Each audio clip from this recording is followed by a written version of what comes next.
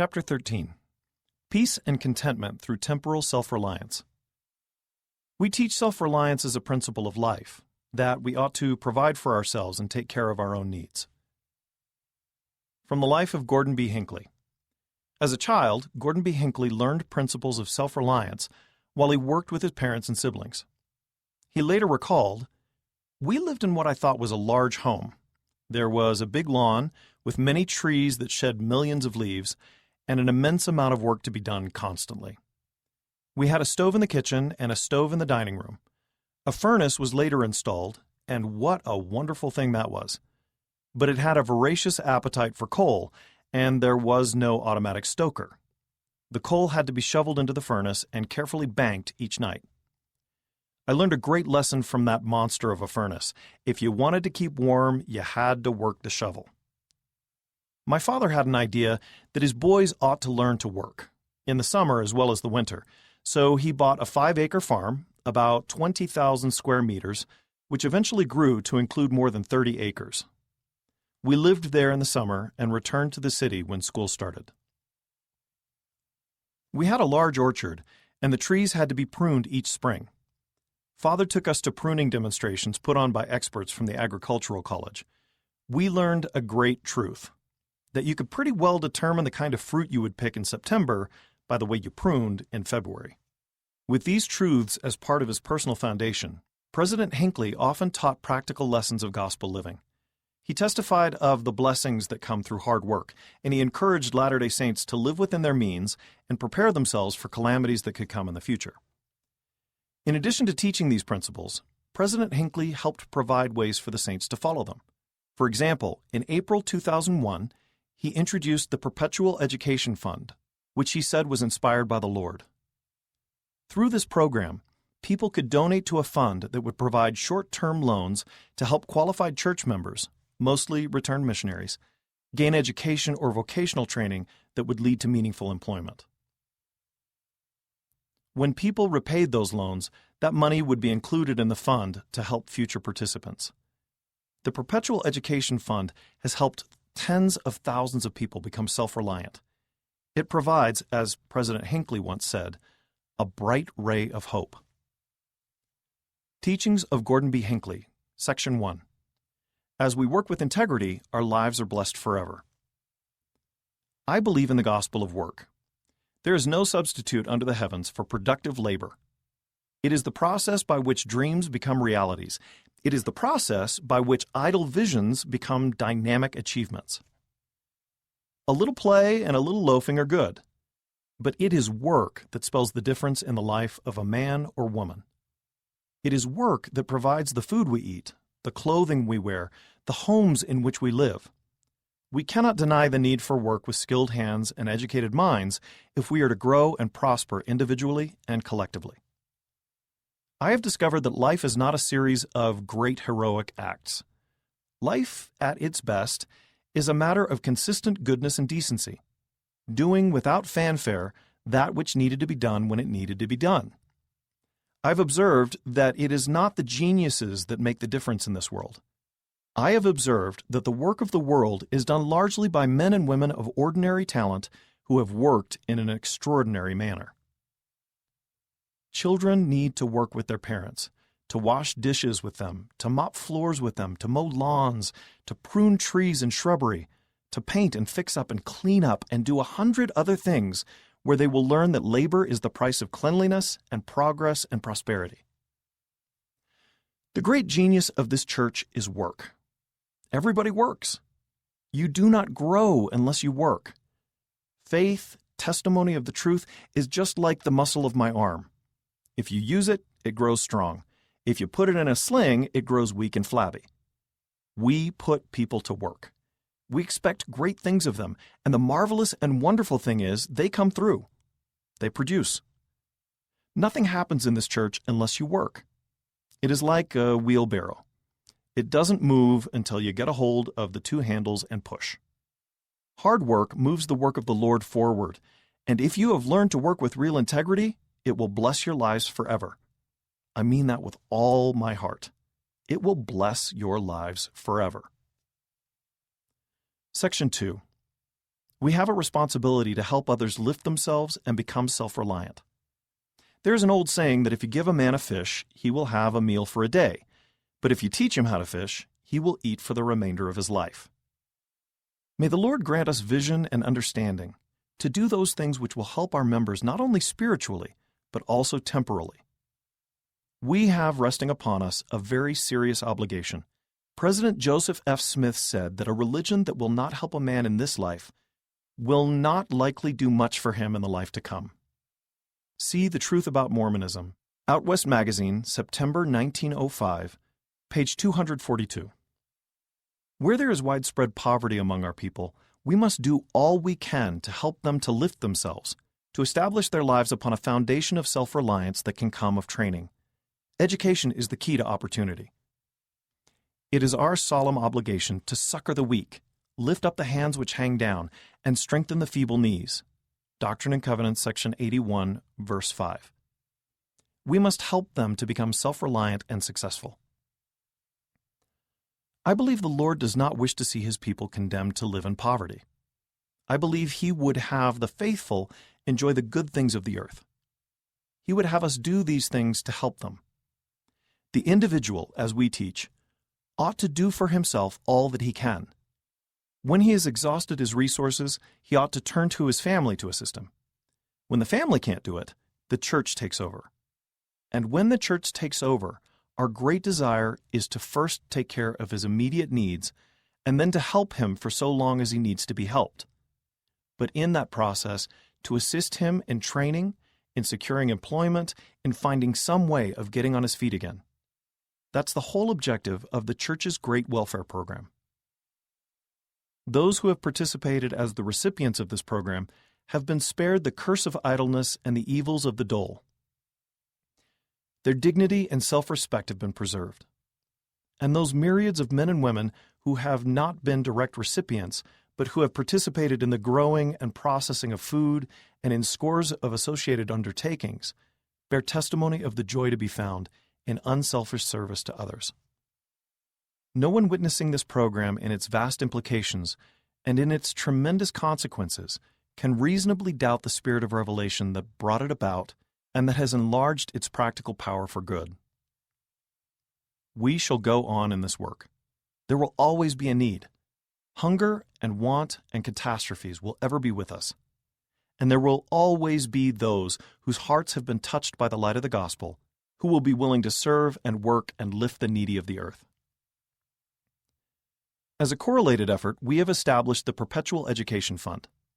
It has come about through your generous contributions. Loans are extended to worthy young men and women for education. Otherwise, they would be trapped in the stagnated poverty their parents and forebears have known for generations. The Spirit of the Lord guides this work. This welfare activity is secular activity, expressing itself in terms of rice and beans, of blankets and tents, of clothing and medicine, of employment and education for better employment. But this so-called secular work is but an outward expression of an inward spirit, the Spirit of the Lord, of whom it was said, He went about doing good. Acts chapter 10, verse 38.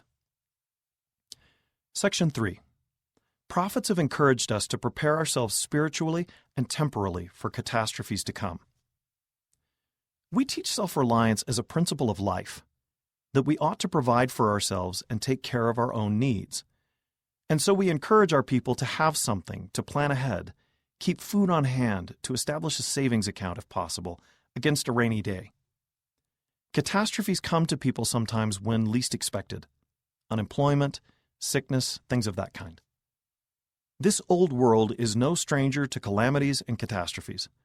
Those of us who read and believe the Scriptures are aware of the warnings of prophets concerning catastrophes that have come to pass and are yet to come to pass. How portentous are the words of Revelation found in the 88th section of the Doctrine and Covenants concerning the calamities that should befall after the testimonies of the elders. The Lord says, For after your testimony cometh the testimony of earthquakes, that shall cause groanings in the midst of her, and men shall fall upon the ground and shall not be able to stand. And also cometh the testimony of the voice of thunderings, and the voice of lightnings, and the voice of tempests, and the voice of the waves of the sea heaving themselves beyond their bounds. And all things shall be in commotion, and surely men's hearts shall fail them, for fear shall come upon all people. Doctrine and Covenants, section 88, verses 89 through 91. Just as there have been calamities in the past, we expect more in the future. What do? Someone has said it was not raining when Noah built the ark, but he built it, and the rains came. The Lord has said, If ye are prepared, ye shall not fear. Doctrine and Covenants, section 38, verse 30. The primary preparation is also set forth in the Doctrine and Covenants, wherein it says, Wherefore, stand ye in holy places, and be not moved until the day of the Lord come. Doctrine and Covenants, section 87, verse 8. We can so live that we can call upon the Lord for His protection and guidance. This is a first priority. We cannot expect His help if we are unwilling to keep His commandments. We in this church have evidence enough of the penalties of disobedience in the examples of both the Jaredite and the Nephite nations. Each went from glory to utter destruction because of wickedness. We know, of course, that the rain falls on the just as well as the unjust. See Matthew chapter 5, verse 45. But even though the just die, they are not lost, but are saved through the atonement of the Redeemer. Paul wrote to the Romans, For whether we live unto the Lord, and whether we die unto the Lord. Romans chapter 14, verse 8. Our people have been counseled and encouraged to make such preparation as will assure survival should a calamity come. We can set aside some water, basic food, medicine, and clothing to keep us warm. We ought to have a little money laid aside in case of a rainy day. We have a great welfare program with facilities for such things as grain storage in various areas. It is important that we do this. But the best place to have some food set aside is within our homes, together with a little money in savings. The best welfare program is our own welfare program. 5 or 6 cans of wheat in the home are better than a bushel in the welfare granary. We can begin ever so modestly. We can begin with a 1 week's food supply and gradually build it to a month, and then to 3 months. I am speaking now of food to cover basic needs. As all of you recognize, this counsel is not new. But I fear that so many feel that a long-term food supply is so beyond their reach that they make no effort at all. Begin in a small way, and gradually build toward a reasonable objective. Save a little money regularly, and you will be surprised how it accumulates. Section 4. We enjoy independence and freedom as we avoid debt to the extent possible and set aside money for times of need. We have been counseled again and again concerning self-reliance, concerning debt, concerning thrift. So many of our people are heavily in debt for things that are not entirely necessary. I urge you as members of this church to get free of debt where possible and to have a little laid aside against a rainy day. The time has come to get our houses in order. President J. Reuben Clark, Jr., in the priesthood meeting of the conference in 1938 said, "Once in debt, interest is your companion every minute of the day and night. You cannot shun it or slip away from it. You cannot dismiss it. It yields neither to entreaties, demands, or orders, and whenever you get in its way or cross its course or fail to meet its demands, it crushes you." In Conference Report, April 1938, page 103. I recognize that it may be necessary to borrow to get a home, of course. But let us buy a home that we can afford, and thus ease the payments which will constantly hang over our heads without mercy or respite. Since the beginnings of the church, the Lord has spoken on this matter of debt. To Martin Harris, through Revelation, he said, "Pay the debt thou hast contracted with the printer. Release thyself from bondage." Doctrine and Covenants, section 19, verse 35. President Heber J. Grant spoke repeatedly on this matter. He said, "If there is any one thing that will bring peace and contentment into the human heart and into the family, It is to live within our means. And if there is any one thing that is grinding and discouraging and disheartening, it is to have debts and obligations that one cannot meet. Gospel Standards, compiled by G. Homer Durham, 1941, page 111. We are carrying a message of self-reliance throughout the church. Self-reliance cannot obtain when there is a serious debt hanging over a household. One has neither independence nor freedom from bondage when he is obligated to others. In managing the affairs of the church, we have tried to set an example. We have, as a matter of policy, stringently followed the practice of setting aside each year a percentage of the income of the church against a possible day of need. I am grateful to be able to say that the church, in all its operations, in all its undertakings, in all of its departments, is able to function without borrowed money. If we cannot get along, we will curtail our programs. We will shrink expenditures to fit the income. We will not borrow. What a wonderful feeling it is to be free of debt, to have a little money against a day of emergency put away where it can be retrieved when necessary. I urge you to look to the condition of your finances. I urge you to be modest in your expenditures. Discipline yourselves in your purchases to avoid debt to the extent possible. Pay off debt as quickly as you can and free yourselves from bondage. This is a part of the temporal gospel in which we believe. May the Lord bless you to set your houses in order. If you have paid your debts, if you have a reserve, even though it be small, then should storms howl about your head, you will have shelter for your family and peace in your hearts. Suggestions for study and teaching. Questions. President Hinckley taught that there is no substitute for productive labor. Section 1. How has work been a blessing in your life? What have you learned through hard work? How can parents help their children learn to work? What are our responsibilities toward those who have temporal needs? See Section 2. How can we help others become self-reliant? How has your life been influenced by service you have given and received? Review the preparations that President Hinckley counseled us to make for times of need. See Section 3. When have you seen the importance of preparing for times of need? What are some small, gradual things we can do to prepare ourselves? Review President Hinckley's counsel about debt and thrift. See Section 4. Why is it important to be disciplined in the way we spend money? How can debt affect us temporally and spiritually? How can parents teach their children to use money wisely? Related scriptures. 1 Thessalonians chapter 4, verses 11 and 12. Doctrine and Covenants, section 1, verses 11 through 13. Section 78, verses 13 and 14. Section 104, verses 13 through 18. And Moses chapter 5, verse 1. Teaching help. Be careful not to end good discussions too soon in an attempt to present all the material you have prepared.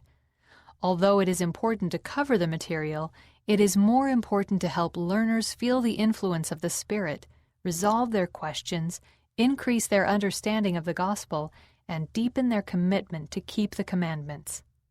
Teaching No Greater Call, 1999, page 64.